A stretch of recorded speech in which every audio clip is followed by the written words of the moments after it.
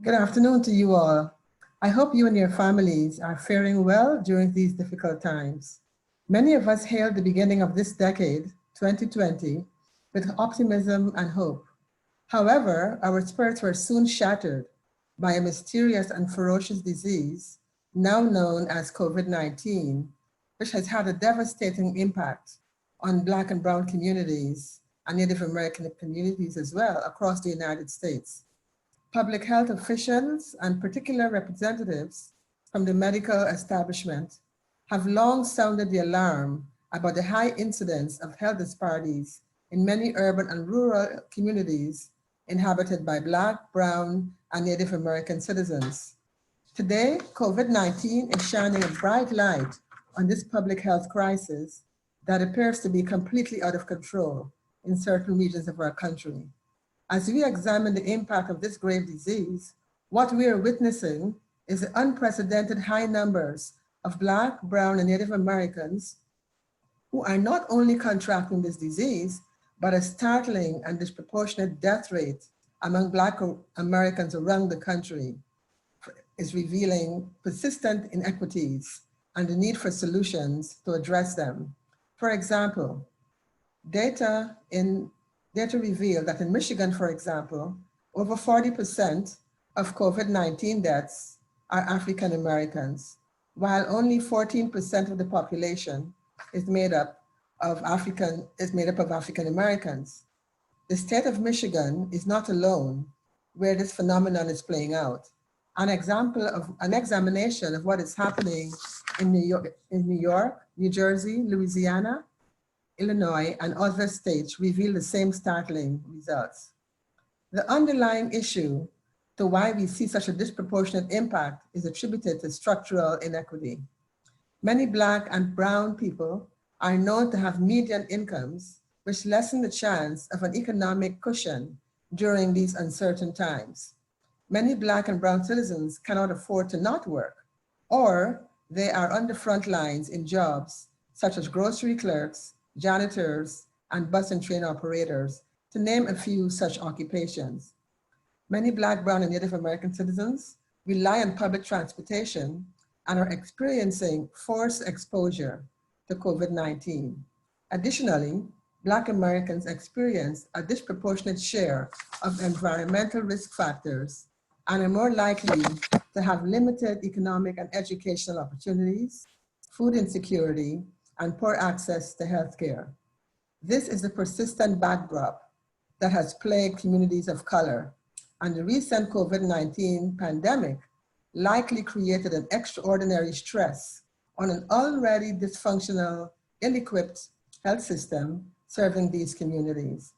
We will learn a lot more about COVID-19, now layered on top of the health disparities of which I spoke. We are very fortunate to have Dr. Christopher King and Dr. Edilma Yearwood, both of whom are on the faculty of the School of Nursing and Health Studies, and they will engage each other on the growing crisis of health disparities in American society. Let me share a little information about Dr. King's background. Dr. King is an associate professor and chair of the Department of Health Systems Administration.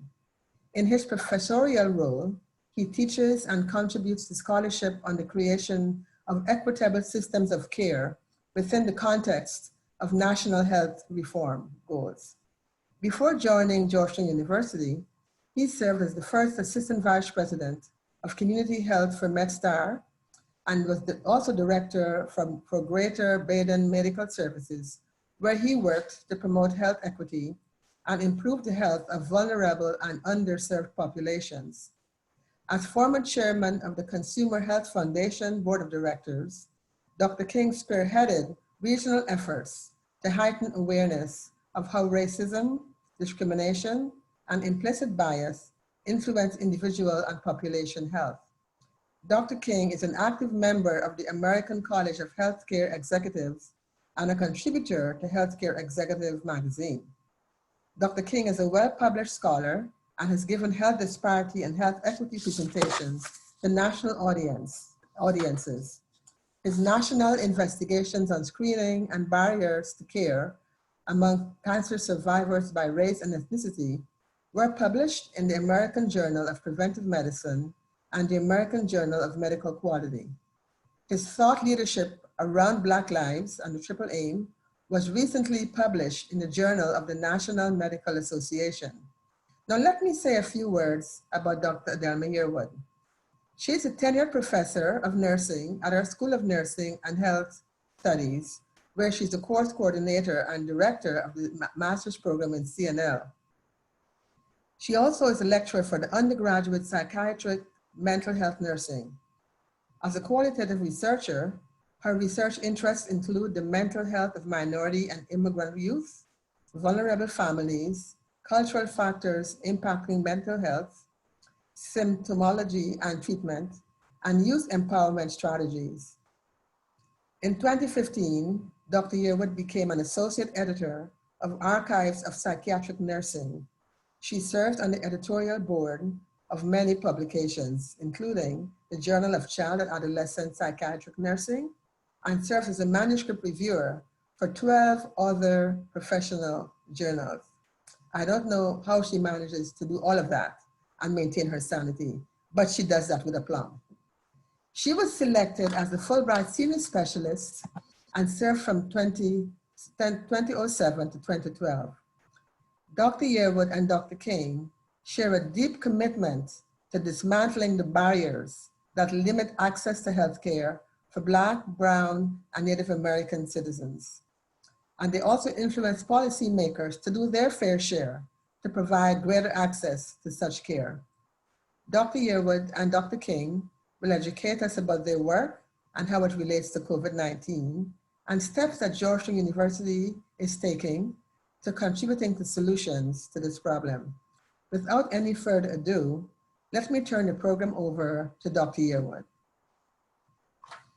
Thank you very much. And both Dr. King and I are very, very excited to spend some time talking with you about something we both feel very passionately about.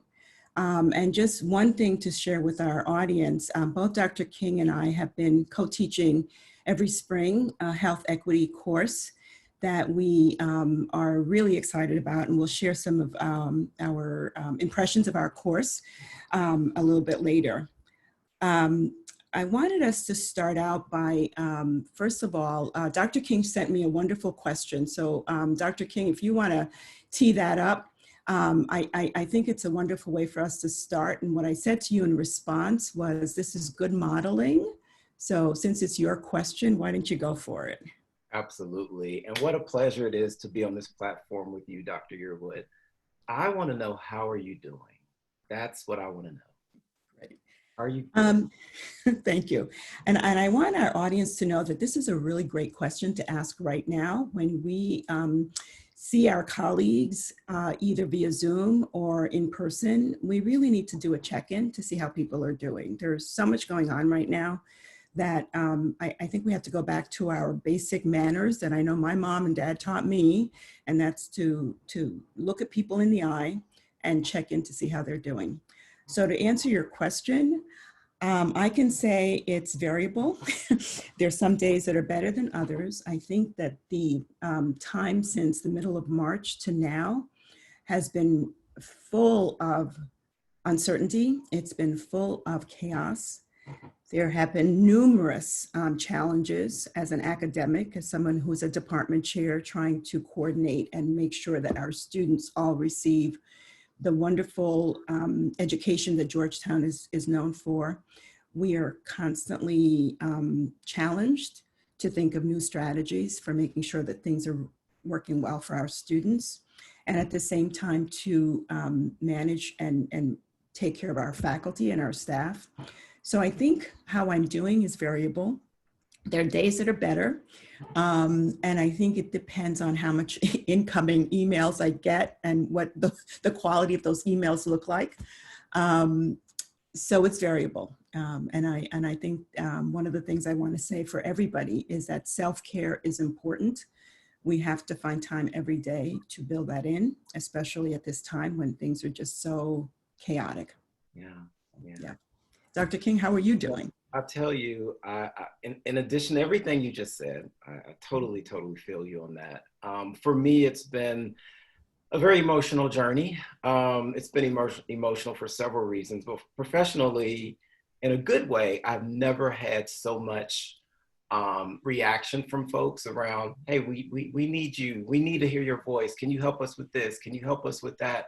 And those of us who do this work, for so long, we've been trying to get this message out, you know, racism and structural racism. If we're talking about eradication of health disparities, we have to go to the root, and this is the root. And we've been saying this for so long, and now finally folks are connecting the dots. And I've just been overwhelmed with requests, which is a wonderful thing, but it's just been, it's been a challenge. And then on a personal level, as I think I've shared with you, my mother is in a nursing facility. And anyone who knows and has been following COVID knows about nursing facilities, and that's not the place where we want folks to be. And so fortunately, there has not been any type of, there hasn't been any cases at her facility, but it keeps me up at night, right? It keeps me up. And I think this condition has a ripple effect. There's so many narratives that people aren't aware of. So, and my mother is in a nursing facility because she's a cancer survivor. She just finished, right before this happened, finished all of her treatments. And so she was in a skilled nursing facility just for rehab and getting herself back up to speed. And because of COVID, they suspended a lot of her therapy. And so there's been a 3-month delay. And so they haven't been able to work with her. And I'm just concerned about what this means for her long-term health, right? So, you know, there's many services have been suspended in the healthcare system because of COVID, just to keep people safe. And that's a whole nother population. We don't know those stories. Those stories aren't what we see in media. But yeah, it's been rough, but I just continue to be optimistic. That's one piece I get from my mother is being optimistic and being prayerful and surrounding myself with the right people who can pick me up when I start to slip. So, and things like this, what we're doing right now is very therapeutic for me. So I'm glad that we have this opportunity to spend this time together, and hopefully through our conversation, we'll enlighten someone, we'll inspire someone, we will create an aha moment for someone, and really help us all do better in how we move about the world. Yeah. And just to sort of share, and you know this because I've talked with you about this too, we have parents in similar kinds of situations. I go back and forth. I'm getting very good at I-95. I go back and forth to New York every other week because both my parents are there at home. I maintain them at home, and they have round-the-clock home health aides. And some of those home health aides work in nursing homes. And New York at one point had a real spike in the home health aides and the residents of nursing homes who had contracted COVID. So I stay up at night also. And so the challenge with being at a distance from our loved ones is also something that a lot of us are dealing with. So it's really, really a trying time, as it were. So Dr. King, I think we wanted to start out by you sharing with us the updates on the DC health disparities work that you have been doing.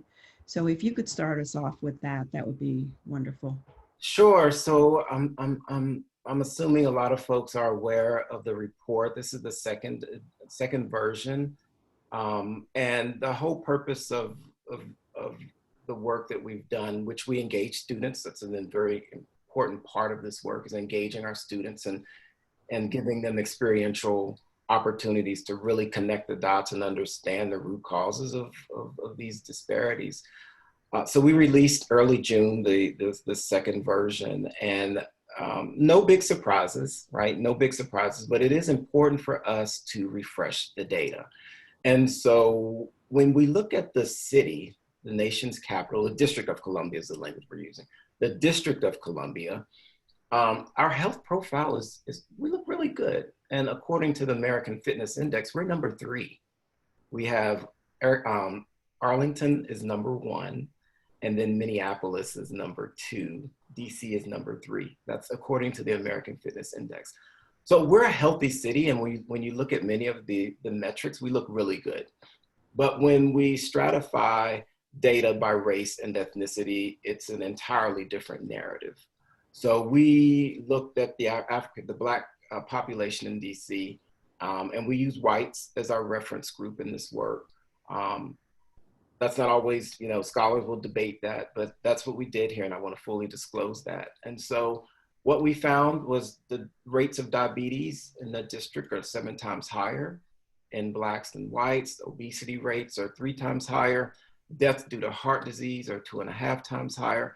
And because we know that social factors are key drivers of health outcomes, we looked at income, right? And we know that income, the median household income in white residents is 3 times higher than Blacks. So let me give you the figure: 43,000 for Blacks, median household income, 135,000 for whites. So that's a significant gap. And we looked at poverty. We know that 22% of Black families in the district live below the poverty line compared to 1% of white residents. We looked at education. 26% of Black residents have an undergraduate degree or higher compared to 90% of white residents. We also did something different with this second edition, Dr. Yearwood. We looked at wards. So we wanted to find which 2 wards are vastly different.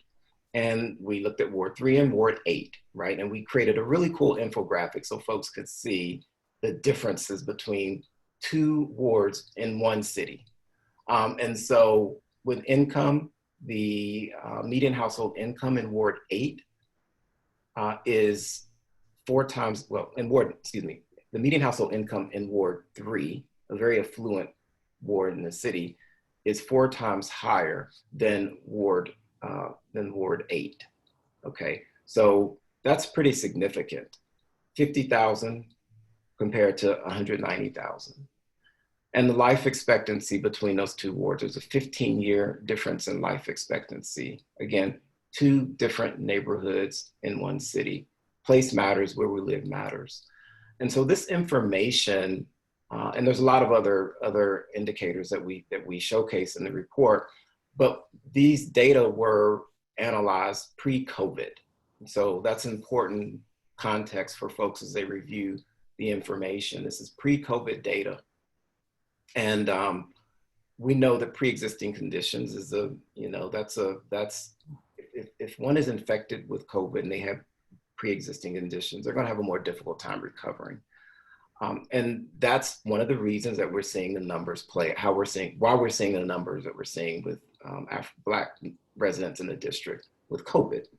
For example, Black residents represent about 50% of those who test positive, and 3 out of 4 deaths occur in Black residents in the district. So that's alarming.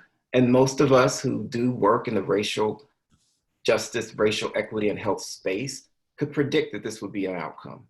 We knew that once we learned how this virus is actually transmitted, and once we learned about risk factors for mortality after transmission, this was pretty much a no-brainer that this would devastate communities of color in our nation. And we're seeing it play out in our nation's capital. And we're seeing it play out in Hispanic populations and Native American populations. So I'll stop there. I hope that if you're listening, that you have an opportunity to take a look at the report and also look at some of the recommendations that we offer. And those recommendations weren't just pulled out of our brain. We went through a process and engaged key informants and looked at some best practices across the nation, and we came up with recommendations for the healthcare delivery system and the broader ecosystem of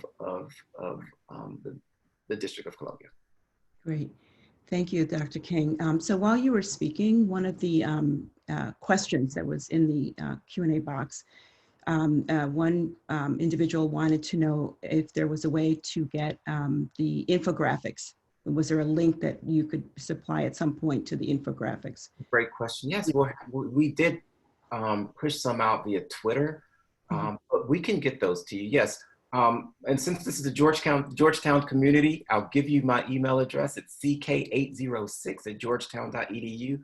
I'll probably not be happy that I did that, but I'll probably get a barrage of emails. But anything that it takes to help people get the word out, I'm willing to do. So ck806@georgetown.edu. Happy to give those infographics out. Great, thank you, thank you. So I wanted to circle back to some of the introductory remarks that, I'm sorry, so I'm looking at the Q&A also in our chat. So let me just sort of say that, so let's see, how could they get a copy of your report, Dr. King? If you just Google Georgetown Disparities DC report, you'll get it, it'll come right up. And again, if you have a hard time, you have my email address. Feel sorry for your inbox. Yeah. So one of the things I wanted to circle back to was what Rosemary Kilkenny said at the very beginning. I think that the two words that came to mind when I was thinking about our presentation was the whole issue of COVID-19 was a catalyst, but it was also a accelerant. All right, I want those words to resonate with you, right? We have a national crisis with COVID-19, but in the minority communities, Black and Brown communities, Native American communities, Asian communities, this event has served as an accelerant to an underlying problem that has always existed.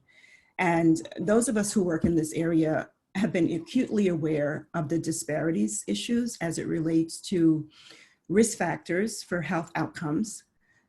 We've been aware of lack of resources. We have been aware of implicit bias. We have been aware as academics, because I know Dr. King and I and several others talk about this, as academics, when there are not a lot of African-American or other minority academics in an academic institution, the institution itself can be a little bit problematic for those of us who want to thrive and survive in these institutions. So when we're looking at accelerant, COVID-19, it has just served to bubble everything that we knew was sort of sitting there. It's brought it to the forefront. And so when Rosemary Kilkenny mentioned before, African Americans in particular, about 14%, maybe in some places 20% of the population, but unfortunately, disproportionately affected by COVID-19. So we have some pockets of our country where 40 to 50% of the deaths or the hospitalizations and the folks who are on respirators are African Americans and other minority groups. So it's been disproportionately affecting us. The newest data, and I hope you all get a chance to sort of look at other folks who are affected, Native Americans are even surpassing the African-American group as it relates to impact from COVID. So think about Native American populations living on reservations, close proximity, perhaps different layer of water availability to do hand washing in an intentional way, lack of resources, i.e. healthcare facilities that are not in the proximity. So the Native American numbers are going up and actually surpassing African American numbers. Big picture, the COVID has opened up a pandemic, yes, but it's significantly impacting several of our populations that we work with for sure.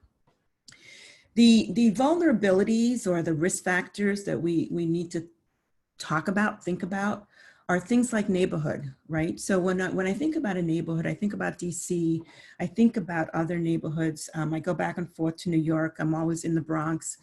I think about the number of people who are homeless, right? So homeless folks also don't have access to hand washing. Their literacy rate as it relates to how they can protect themselves might be different. So they may not have all the information they need to protect themselves. I think about the level of sanitation, which is different in Ward 3 versus Ward 8. So how are we paying attention to providing sanitation services in those various neighborhoods? African American, the African American population and Native American population, higher risks of things like diabetes, higher risks of lung disease, higher risks of hypertension, obesity, We have also cardiac disease. So the health conditions that exist now within those populations have just been exacerbated by COVID-19. The other thing is, and I think someone mentioned it earlier, some of the population is also engaged in riskier kinds of work activities. So exposure, having more exposure to a variety or a volume of people might put you more at risk. So we have to think about that. And then I think another thing that we all are aware of is the whole issue of access to care. Who has insurance, who doesn't have insurance, where are services available and where are they not available? So when I talked about the Native American reservations before, the number of health facilities on the reservations are different from the facilities that you would find in a bigger city, in a big city. So I think that those are things that we have to keep in mind. The other thing, and we've been touching upon this periodically, the whole issue of structural issues or structural contributors. And so when we think about structural factors that are driving some of what we're seeing, the structural factors are absolutely poverty, absolutely density, where people are living. Are they living, pretty close proximity or not? We're looking at access to care. Right now, there are lots and lots of primary care sites and health services that are screening first and only bringing people in as there's an emergency or as needed only. So people are not even able right now to freely access healthcare services. So that is significantly different in communities of color where people have less services. So there are less services, more people needing services, but right now there's a staggering of services to protect everyone, workers included. The other thing that I don't think we talk about enough is, and something I've been focusing a lot more on in my thinking as an academic and researcher who does some community work and strongly believe in community-based research, is this whole issue of literacy.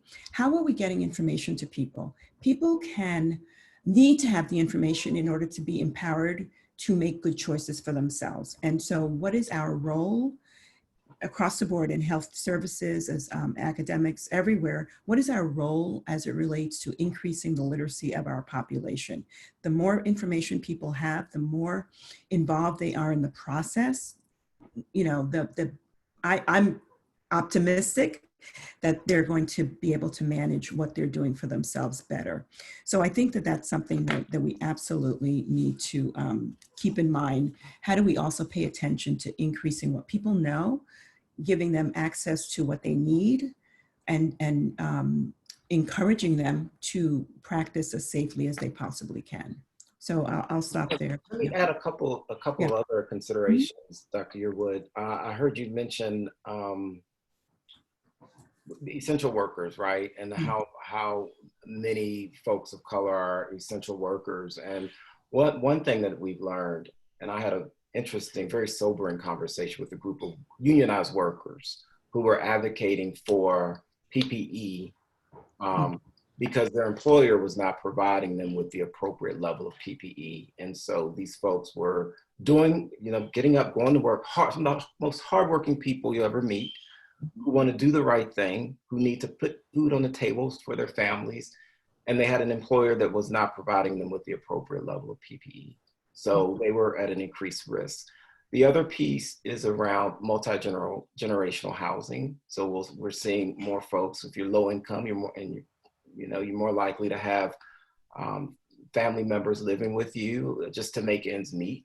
And so you may have an elder living with you, and you have a son or a daughter and grandkids. And how do you socially distance when you live in an apartment complex that's high density, right? So that has shown up.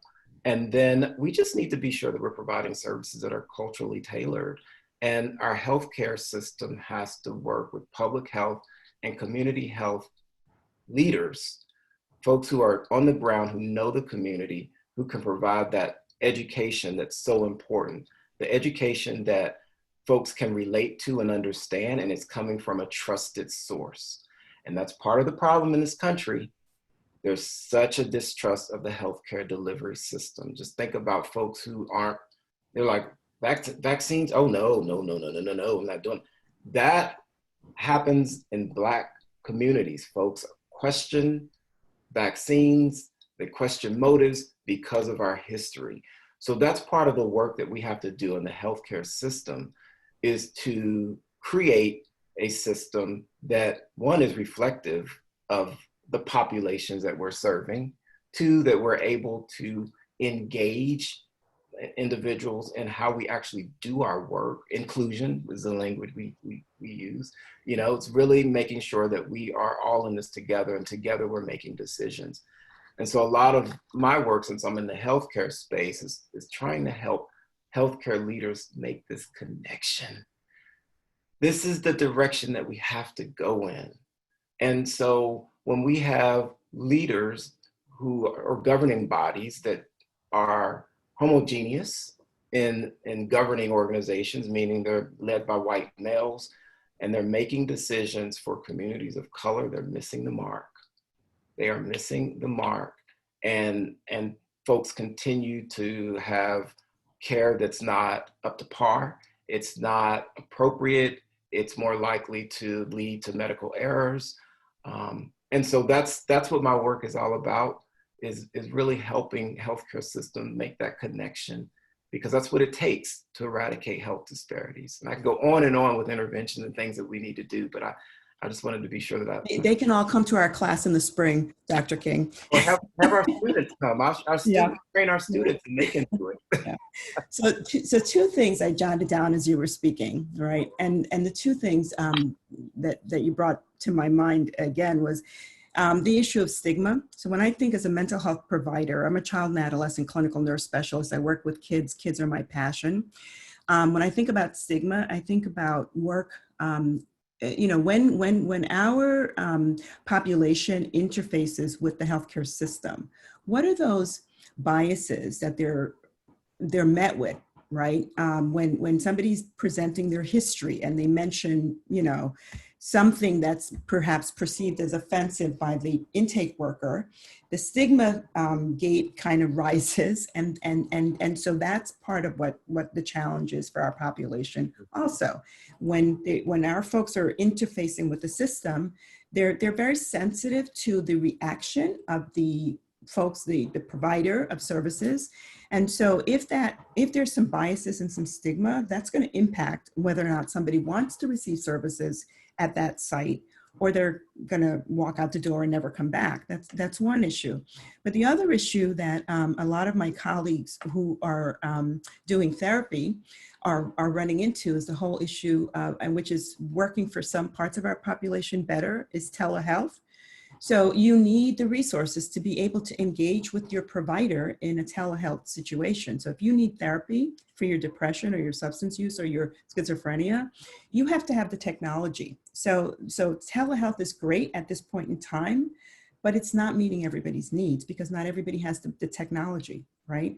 So we have a wonderful strategy that we can use because we're sort of on lockdown, a lot of us, through COVID, but it's not meeting the needs of everybody. So here we go again with a disparity. There's some folks who don't have the technology. Generational, there's older adults who don't know how to use technology. So they might need some help also, but they can't access services. So I think COVID has opened up a Pandora's box in a lot of ways, things that we are going to have to pay attention to when we get past this ongoing crisis. And usually crisis is defined as 6 weeks. We've been way past 6 weeks. So we are in a new level of crisis. But I think what we're learning is that there are a lot of things we did not think about before on a grand scale. And I think that when we talk about things, and we're going to pivot a minute to mental health, but I think when we pivot, I'm worried as a psychiatric advanced practice nurse. I am very worried about what's going to happen 6 months down the road, because I'm worried about the kids who have been at home for months. right? And how they're getting behind in school. I'm worried about their not being able to be socialized like they normally are. I'm worried about the support they usually get from school teachers, you know, guidance counselors, et cetera. And the disruption to kids, I think we're going to start to see that in about 6 or 8 months when we get back, hopefully, to a quote unquote new normal, a different kind of normal. I think we're just going to see a whole bunch more mental health things that we suspect is happening. We already know that there's an increase in domestic violence because everybody is sort of sheltered and at home. So that we've seen the reports are there's an increase in domestic violence. Substance use, people are medicating themselves. But I also worry about kids, adolescents who are losing their normal routine and their connection and the impact to them on their development at this point in time. I think we're going to be in for a really bad problem in about 6, 8 months down the road. And you know what I worry about is so many folks have had to bury a loved one who had to die alone. I mean, I just can't imagine the grief, the despair, you know, and the long-term effect that has on someone to not be able to be there and have a loved one die alone, a parent or a spouse or a child. Yeah. And the other piece is around the whole economic impact, you know. When you look at communities of color, when it comes to wealth, you know, there's this wealth gap, right? And so resilience and the ability to just bounce back and recover from a recession, you know. So it's going to be important that behavioral mental health services really does think creatively around how to meet the need of so many folks who are dealing with emotions that no one wants to have to, you know, experience. It really is something that concerns me. Mm-hmm. Yeah.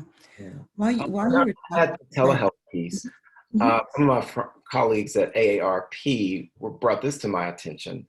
Yes, we've seen this proliferation of telehealth visits, and that's a wonderful thing. You know, there's been, you know, a lot of the red tape has been removed, so providers are having these telehealth visits. But from a reimbursement perspective, it has to be a telehealth visit via using technology where you see the patient. So you can't just call a senior, for example, who is comfortable using a landline phone and be reimbursed for that conversation and that particular visit. So what many folks are advocating is that we have reimbursement.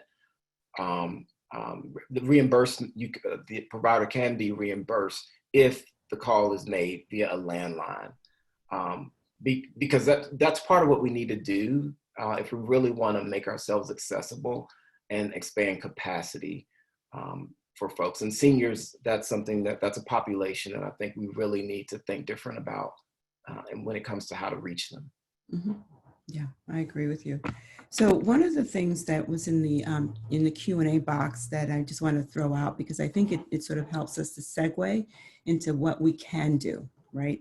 So somebody put in the Q&A box, and it sounds like it's a pre-med student, wanted to know what they could do to reduce health disparities in their particular community, volunteering opportunities post-COVID. And I think that's a great question, because I think we want to have this conversation where we're sharing with you what we see, what we're concerned about, what currently exists on the ground. But we also want to sort of move to what can we all do? There are things we can all do. I think there are things that Georgetown can do as a university, and we'll talk a little bit about that. Dr. King and I are passionate about our health equity course. I personally think it should be a mandatory course. It is a great course. I agree. I think it should be a mandatory course for all students who come to Georgetown, because what we do in that course is we really have very difficult conversations, and we actually help each other feel more comfortable having difficult conversations. Our course has been very diverse. We've had students from across campus. We've had racial, ethnic, gender diversity in our course, grade diversity, because it's a course that's a over-under kind of course. So if you're you can take it as a grad student if you want to. So I think having spaces where we can have these conversations about what we bring to the table, what our experience has been as it relates to health disparities, what we may have done or are doing as it relates to trying to decrease the health disparities issues. But I think if you want to work in this space and hold dear the Georgetown values, it's about being comfortable in different spaces and being comfortable to have some conversations that you may not have ever thought that you would ever have.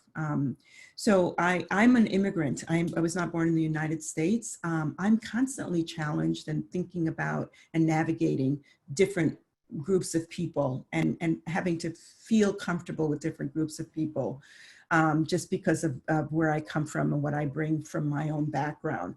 I think everyone should be able to do that. We have to be able to break down some of these walls that prevent us from doing the right thing to benefit all people. That's one issue. I don't know if you wanted to say something on that, Dr. King. No, I just want to add that the course that we teach is, this is selfish for me to say, I learn so much from my students. And I think as professors, if we really want to connect with our students, we have to role model humility, right? We don't know everything. And I think about some of the worst professors I had in my academic training, and those were the professors who acted like they just were omniscient. And the professors that had the most profound impact on me in a positive way were those professors who said, you know what, I don't know the answers, but what I'm creating is a space for a learning lab for all of us. And so that's what this course does for us. And every year it gets better and better because our students are so bright and they challenge the status quo. We give them and expect them, we give them permission to challenge us, and we expect them to do that and push back on each other. And it's just been such an educational experience. And we do this all within the context of health equity and creating this world where people aren't judged based on their appearance or their sexual identity or, you know, come as you are, right? And so they go through a process, and then at the end of the course, they pitch a solution, right? So they'll take a population that's been historically marginalized, and they pitch a solution to how do we fix this problem? And it has to be theoretically driven, and it's all encompassing because everything is so connected. So they have to look at the political space, they have to look at resources in the community, they have to look at our history and understand our history, because if we don't understand our history, we're making decisions that are ill-informed. And I think that's a big part of what's wrong with this country right now. We do not know our history. I've always thought about a textbook, The Miseducation of the American Citizen and the effects of it. The story is written. That's what we're dealing with right now. Look at the hot topics right now in media. It's because we have really not come to terms with our history. And until we do that, we'll continue to have some of these social ills that we're seeing in these disparities. I agree with you totally. I think for students who want to do something, I think getting in touch with your blind spots is one way to do something. So as Dr. King was saying, this course that we do is an opportunity to recognize your blind spots, deal with your blind spots, be comfortable with your blind spots, find a way to engage a variety of different people. But one of the things I do, I think we've been doing this course about what, 4 years now at least, and it is getting better because I think each of us is growing in a different way. And I think what you said is exactly on target. The issue of humility as faculty in this course, teaching this course, we're incredibly humble because we're learning from our students all the time, but we're also pushing our students to be the best that they can be. and to be incredibly more inclusive in their thinking, their interactions. So for me, moving back to the classroom, or for me moving back to the other spaces in the university, is always a challenge, because I think we have created a wonderful space in our classroom where there's a lot more inclusion and a lot more free conversation and risk-taking. I think that I don't see that necessarily in the larger university. So one of the things that I wanted to mention, and I know we're sort of running out on time, one of the things that I wanted to mention, so we talked about solutions. One of the things that Georgetown is doing as part of the solution, years ago, I was part of a working group to stand up and talk about a racial justice institute. And I just want to say that that institute is beginning to be populated by scholars. This first round, we were identified we were gone after 4 scholars. We have 3 that are going to be joining us soon, and one's going to be joining us in the fall, and I think 2 others are going to be joining us in the spring. But the Racial Justice Institute, the goal of the Racial Justice Institute at Georgetown is to create a space where we can have some of these conversations, where we can do some research, and we can actively, intentionally engage the DC community in some of this work. So it's not that we're going to have this Racial Justice Institute isolated on the campus of Georgetown. We want to integrate this into the community and look at some of the disparities that Dr. King was talking about, and look at what are the resources at Georgetown, faculty, students, staff, resources that can actually do a more intentional engagement with the DC community to begin to break down some of those disparities. And so that's the goal of the Institute. There is some space that has been acquired on campus, or will be used on campus and temporarily. And then the goal is to get some additional resources and create a space for this Racial Justice Institute. For the student who asked that question, that's another way you can get involved. As soon as this gets totally stood up, we want and encourage students to be involved with this, because it's really being activist, moving an agenda forward to help everyone understand what those disparities are, but also to make an impact and reduce those disparities. I didn't know if you want to say anything. Yeah, I just wanted to add that our department, the Health Systems Administration Department, is one of the 4 departments that will have a racial justice scholar. And so what we propose and what this individual will do is help us with the work that we're doing around racism and how it shows up in healthcare, right? As a nation, we've been talking about policing and how racism shows up in that space. Well, it also shows up in the institution of healthcare. And so having a racial justice scholar who will inform our work as a department and make sure that our courses are, that we include that component in all of the courses that we teach, is really going to distinguish us as a department, and it's going to distinguish our program. As I said earlier, we have our issues in healthcare. We have statues in healthcare that represent folks who did, and physicians who did, some of the unthinkable to slaves just to advance the practice of medicine.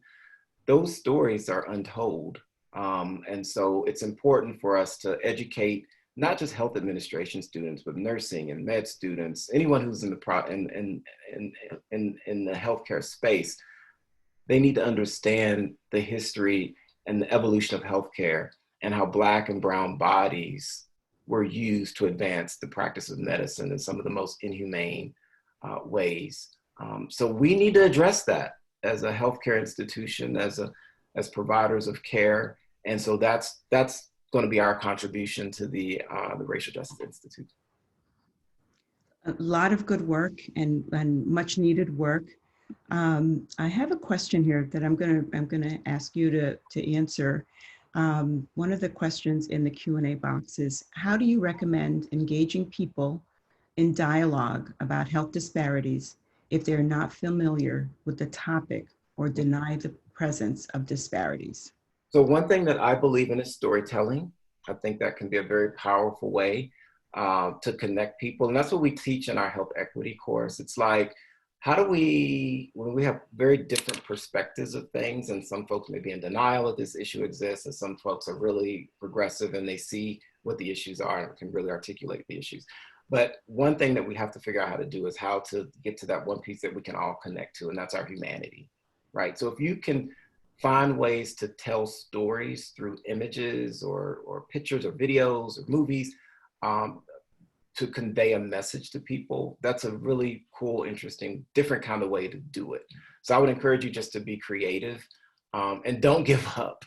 We need you to continue to advocate for the underserved, the vulnerable, folks who've been disenfranchised for generations. So I hope that that was helpful for you.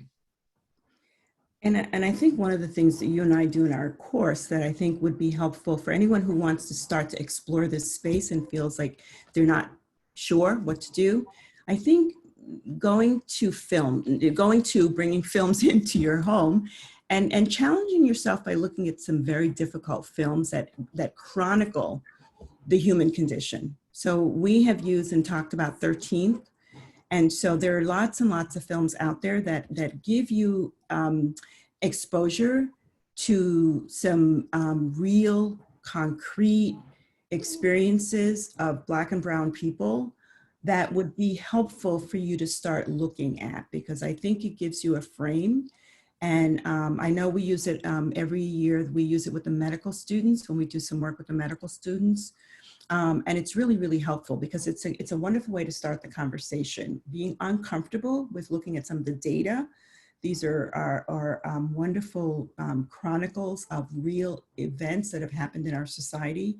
And if you sort of expose yourself first, because you can do that privately, you don't have to take a risk, but it will spark, I hope, something in you to have you take the next step, which might be to reach out to somebody and have a conversation with somebody who's not in your comfort zone. And then you sort of build from there. But I think starting with film is always a really kind of cool thing to do, because I think it gives you the data. It hopefully triggers your emotion and your ability to sort of see the other's experience from a different way. The Tuskegee event, the atrocity that happened with the Tuskegee folks who were not allowed to have access to medication to treat their syphilis. Also, so doing some reading on some of the atrocities that we've done in this country against certain groups would also be a nice way to sort of get a frame for why people historically have distrust of the system, and just give you an idea of some of the things that people who are encountering disparities have experienced. So that would be another good way to start. One more exposure. Yeah. Very quickly to that question, use the data to convince the population. I mean, a disparity by definition is just a measurable difference when you compare two different populations. So anyone with a sound mind will look at very different numbers and outcomes and want to ask themselves a question, why is there a difference there? So use the data to stimulate and drive the conversation. There's a lot of it out there. Right. Yeah. I think we have answered the questions in the chat. So I'm gonna- One question about where do I find data on health disparities? I would recommend as a starter, the Robert Wood Johnson County Health Ranking database. If you Google Robert Wood Johnson or County Health Rankings, that's every county in the country. You can see a health profile, and they break that down by race and ethnicity. So that's a great start. Great question. Thanks for asking. So I'm going to throw one out to you, Dr. King, that I sent you earlier, put you on the spot for a minute, okay? You okay with that? So if you, given your vast and wonderful work in this area, if you had access to resources and had to choose one action that you would prioritize in order to impact and lower the health disparities that we have in this country, so you could only choose one thing, what do you think you would choose? If I had a magic wand right now, if there's something I could do is make sure that every single child in this country has access to a high quality education. it's clear the correlation between education, quality of education, and quality of life in a longitudinal way. So every child deserves and needs that. That's one. You asked for one. Can I just add one? Did you want another one? Go for One, it. I think we've already talked about it, and it's not intuitive, but I believe that's what it's going to take to get us there. We have to make sure that folks understand the history of the country, and that we can, and when we have that knowledge and that understanding, it helps us make sense of why things are the way that they are, right? And so making sure that we're providing education on the history and the evolution of these United States of America. And when folks get the real story, they'll be able to connect the dots and understand that the system has been intentionally designed to protect a certain population. And in this case, we're talking about the white population in the nation, in the country.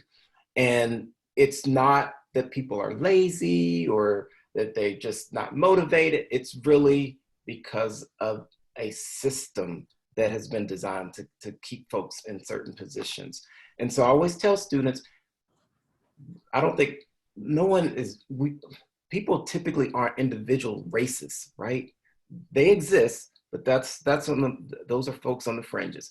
Most people are good people who really want to do the right thing each and every day, but they are a product of a racist society. And so we need to recognize that our institutions and structures and conditions there's racism that's an inherent part of how those institutions. Framework. That's part of the framework. Yeah, it's part of the framework. And so we got to be careful and not be so, be offended. And we got to just be careful and recognize that it's much bigger than the individual, right? We are all living in it. We inherited this. No matter what race you are, gender, where you're coming from, you are part of this American experience, right? And so unfortunately, some will benefit, some will have a much more difficult time making it to the next level because of the way that the system has been designed. Yeah. And before, I know we're going to have to stop, but I want to just piggyback on something you said about the education of kids. I think that think about the literacy work we could do there.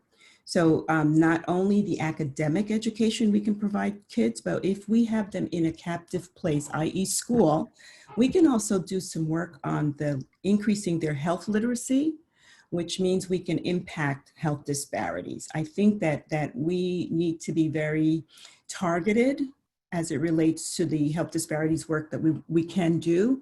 And I really believe very strongly that we can do some of that work in the schools, because we have the kids in schools, and we can really beef up what we're doing with them as it relates to specific things for their health in order to try to bend that curve as it relates to health disparities later on. We can work with them around nutrition. We can work with them around exercise. We can work with them around what does good, healthy relationships, what do those look like?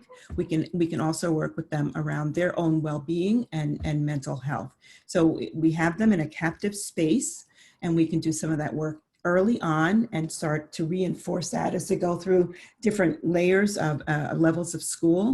And then we probably will have some better outcomes at the other end. So I think that one really good question, I can answer it really quickly. Yeah. Mm-hmm. If all your work came to fruition, what would the outcome look like? That's the question. My response to that question is racial equity in health, meaning that I envision a world where we can't predict a health outcome by a person's race.